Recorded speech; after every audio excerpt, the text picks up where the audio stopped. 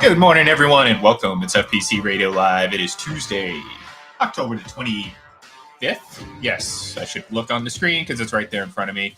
Still a little bit foggy, so to speak, from last night's Monday Night Football game in which the Chicago Bears all of a sudden looked like they found an offense against the Bill Belichick defense. And John, I mean, so many things to talk about. We're only going to be on the air today for just 20 minutes or so, but I'm sure we can fill every single minute of that talking about the Patriots and Bears game because a lot of things to kind of dissect when it comes to that matchup.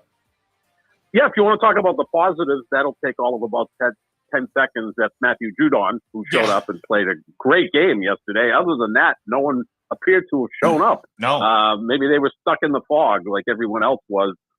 Just a weird game, slow start. Then you had that 15-minute stretch where Bailey Zappi comes off the bench, and next thing you know, the Patriots are up 4. The crowd's going nuts, and then from that point on, it was 23-0 Bears, and they won handily.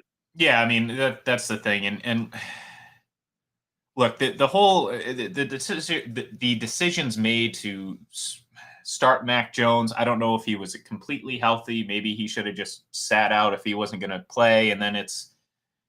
Do I think that there was intent to play both? I don't know, Joe. Honestly, I don't know. And I think that this whole situation was further complicated by all the nonsense that happened throughout the week. And that is, mostly with the false reporting, because I don't think necessarily the reaction. I mean, Mac threw a bad interception. And I think, when we talk about the things he needs to clean up, it's obviously protecting the ball better. That's one of his, little hiccups that he's had so far in his career. But I don't know if I was shocked, John, but I guess I was shocked at the impatience of Patriots fans at the game, to pine for this kid who, look, I mean, I get it. Bailey Zappi came in and won 2 games for you, but I mean, what do we really know about the kid? You know what I mean? Like he's looked fine, but it's like people have a very short memory and are very impatient. And I think, this is the repercussions of dealing with Tom Brady for 20 years is that after those 20 years are over, the minds of many Patriots fans are just kind of spinning right now because they don't know what to do.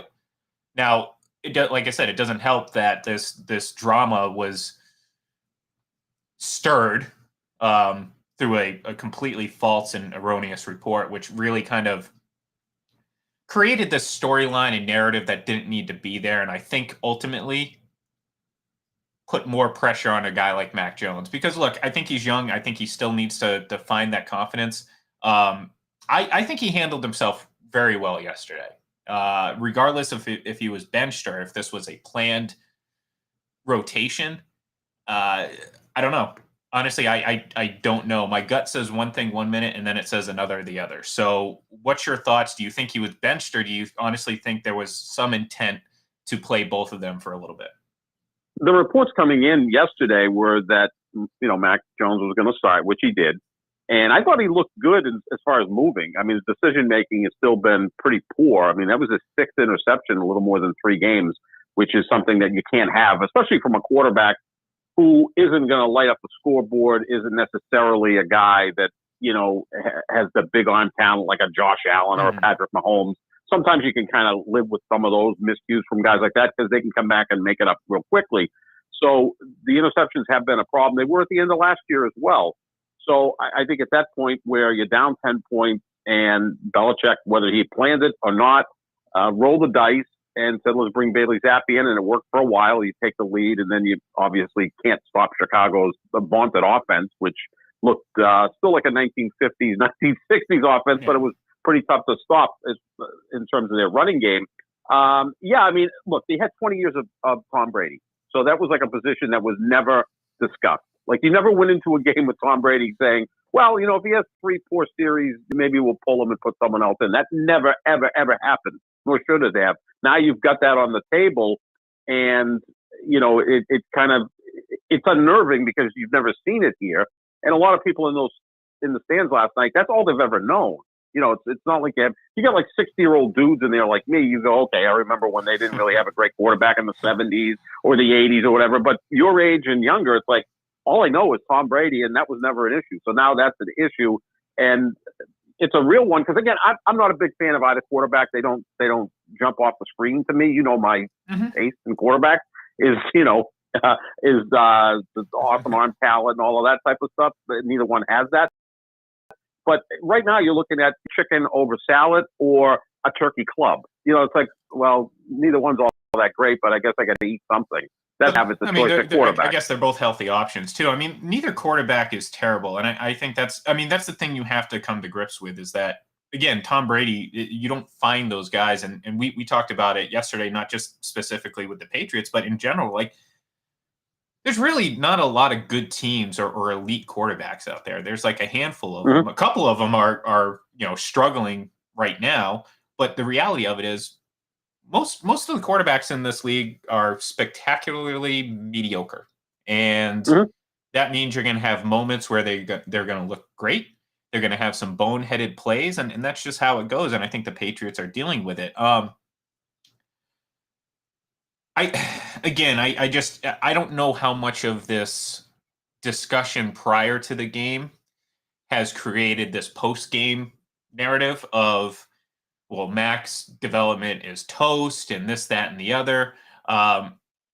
Once the game got out of hand, there's no reason to put Mac Jones back in there. So, again, I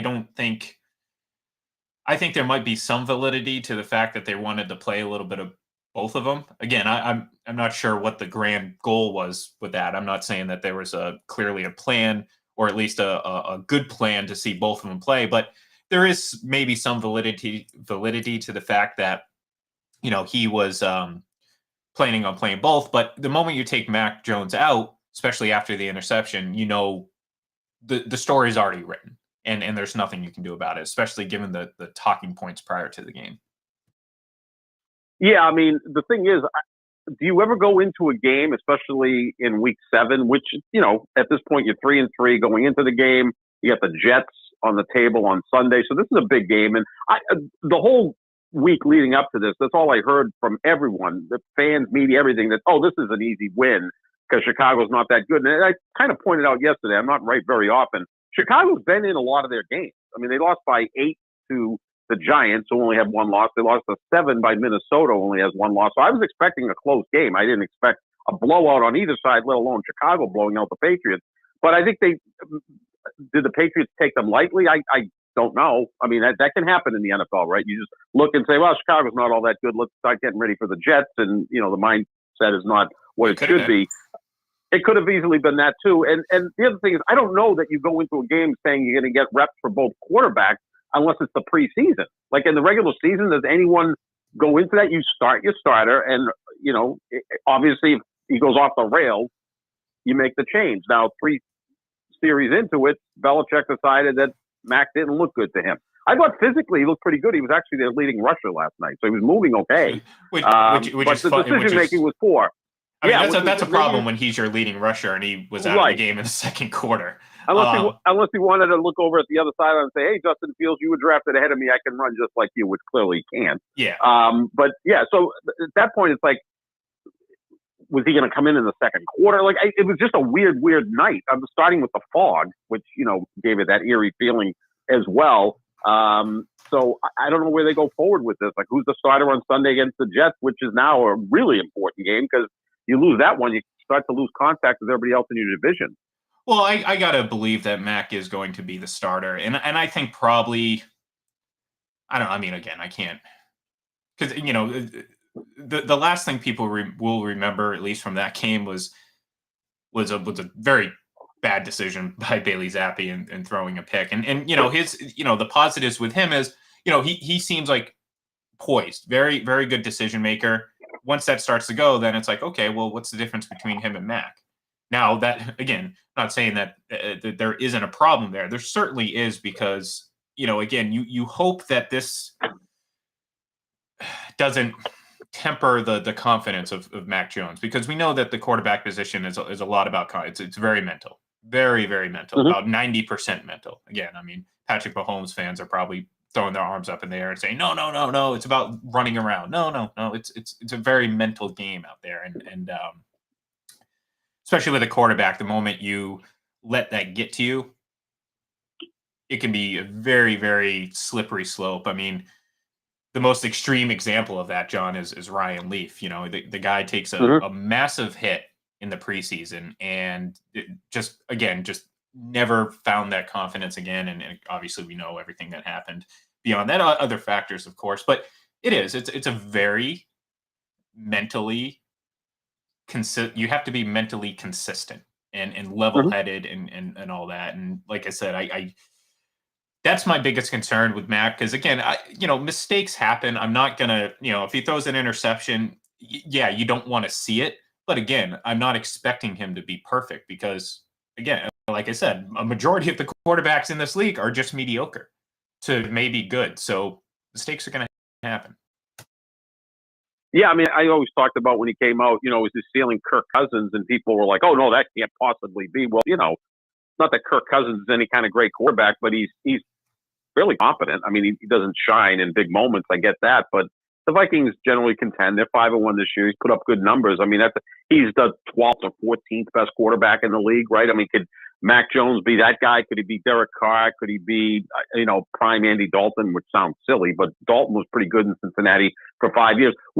You're just spoiled by what you saw for 20 years. I mean, again, this would be like being a Chicago Bulls fan and having Michael Jordan there for 15 years, and then when he leaves, you never replace him because you know what? You can't replace a guy like that. Sometimes you can't even get close to someone like that. And that was never on the table. There was never a quarterback controversy or discussion here. Like Tom Brady's playing and some other dude's backing him up in case something happens, and nothing ever happened because Brady's a cyborg and was always healthy and never wanted to miss snaps. And now you've got something where you've got a second-year guy and a first-year guy who kind of look alike. I mean, not just necessarily a playing style. They almost look alike. They look like they could be brothers, like, separated by a year and a half. And I just think the Zappy name is something that is catchy. I mean, I just wrote it right there. Like, if he was Mike Smith, I don't think there would be quite the furor over him because it's Bailey Zappy. It's kind of a catchy name. And that's where we're at in sports. There's not a lot of analysis. It's like Zappy, happy, crappy, whatever. So I think his name kind of plays into it too. Yeah, and look, well, at the very least, it plays into it from the fan and media perspective because we know, again, I've railed on it quite a bit, and again, I feel like a large segment of Boston media, certainly the radio side of things, is far more interested in the juicy storyline as opposed to the X's and O's and actually discussing what we see. So I agree with that. You latch on to happy Zappy hour. I mean, we already saw like Zappy's corner, banner in there, and it's like, oh, it's great, everything like that. But it's like how quickly we forget, how development happens. Like what happens? Okay, you go to Bailey Zappy, and you get pretty much exactly what you've been getting.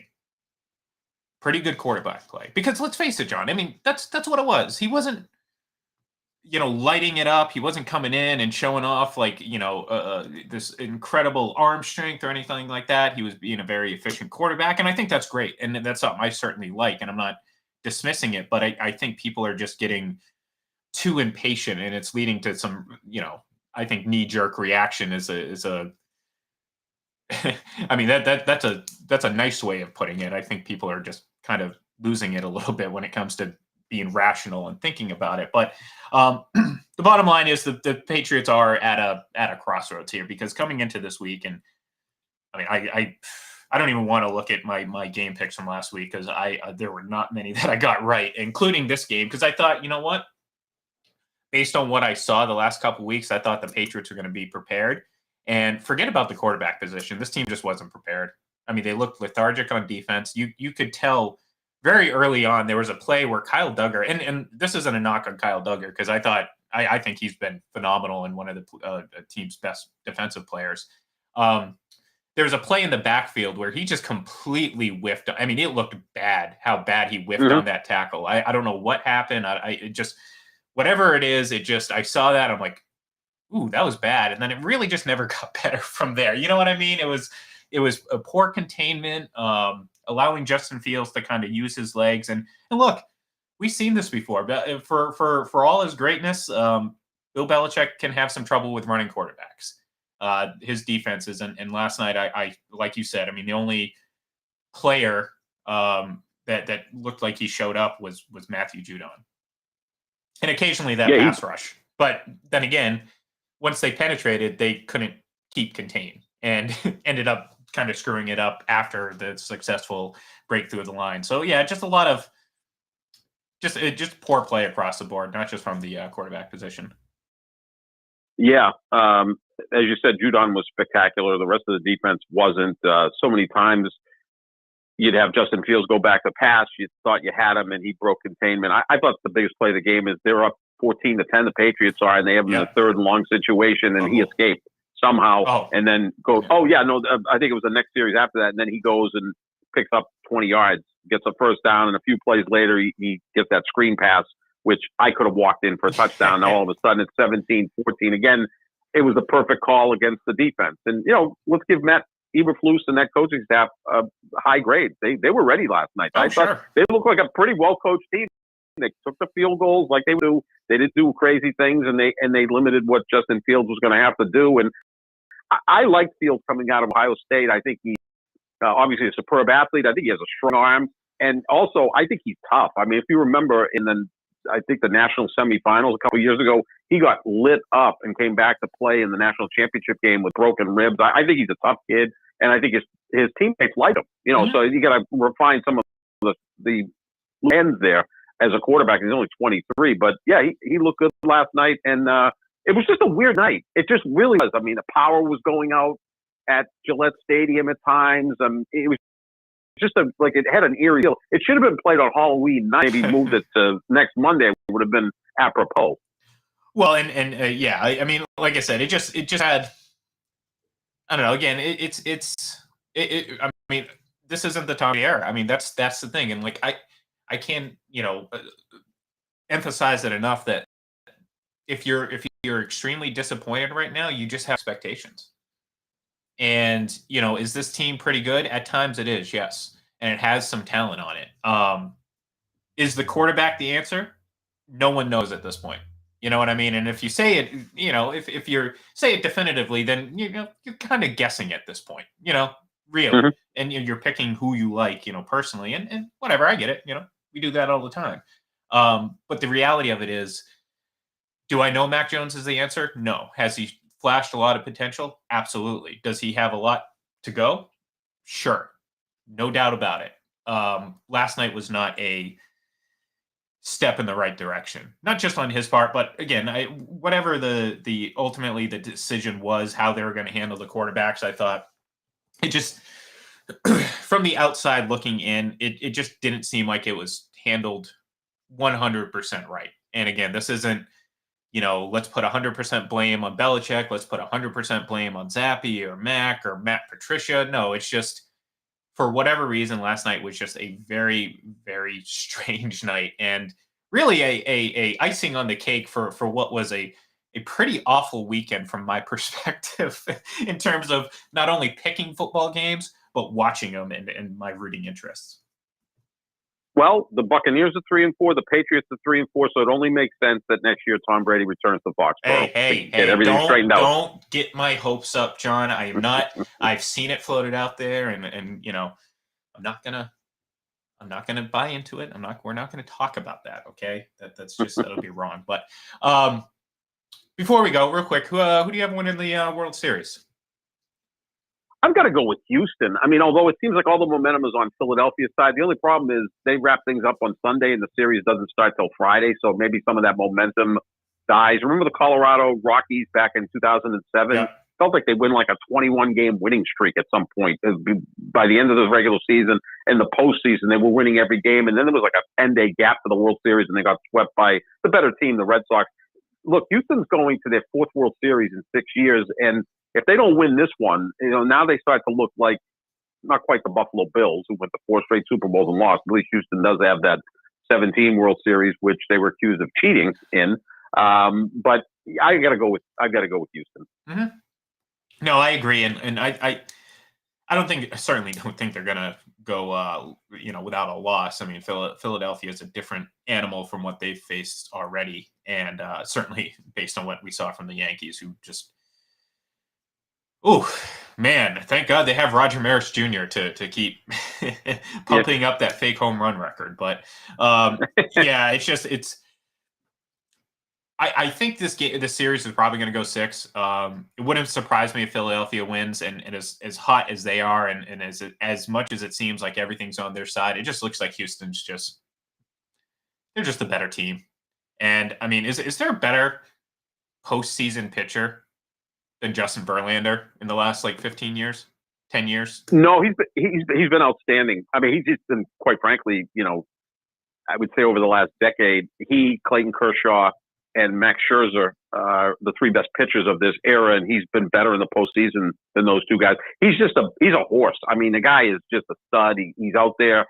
He missed a year with Tommy John surgery, and he bounced back. He's going to win the American League Cy Young Award at, I think, nearly 40 years old, and he's still a power pitcher. Yeah, which is incredible. Certainly, yeah, he's a stud. So now you kick off proceedings with him. He's been tough in the postseason. Zach Wheeler's also been really good for Philadelphia. Philadelphia's been a fun team to watch because you got obviously Kyle Schwarber hitting bombs. You got Bryce Harper, who, talk about a guy who steps up in the postseason. He's got nearly a 1,000 OPS in his career in the postseason. He reminds me a little bit of the modern day Kirk Gibson, who's just like this big, fast, intense guy who can be a game changer with his speed sometimes, but more often with his power. And we've seen how he played in the postseason so far, won the National League Championship MVP. So, yeah, I mean, and look, the fan base in Philadelphia is jacked at this point. The Phillies are in the World Series. The Eagles are undefeated.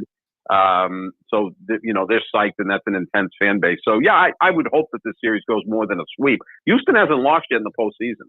That's crazy. That hasn't been done since 1976 when the Reds went 7-0. It was a shorter postseason. They went 7-0 in winning their back-to-back World Series in '76. But Houston's darn good. But I would expect Philadelphia to make a series out of this. Sure. Yeah, it should be a lot of fun. So, all right, well, that's going to do it for us here today. Like I said, quick little show today, and hopefully we'll be back on Thursday, obviously, to talk about that Thursday night football game between the Bucs and the Ravens, and of course start getting geared up for the weekend's action, which, as we're steamrolling through the season right now, we're almost at the point. So thank you everyone for tuning in. Give us a follow on Twitter at Full Press NFL for our NFL content, of course, and at FPC Radio for all your FPC Radio live needs. So thank you everyone, and we will talk to you on Thursday.